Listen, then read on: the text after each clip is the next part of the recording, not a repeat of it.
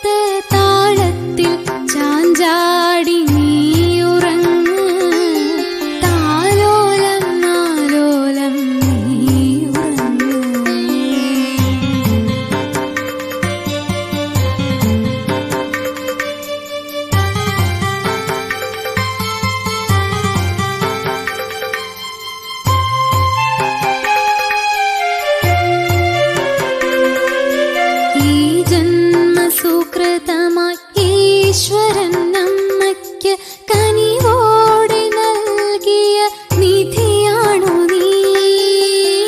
ജന്മസുകൃതമായി ഈശ്വരൻ നമ്മയ്ക്ക് കനിവോടെ നൽകിയ നിധിയാണു നീ. അച്ഛനെപ്പോൾ ആദരണീയനായി ആരിലും നീ സ്നേഹസ്വരൂപമായി.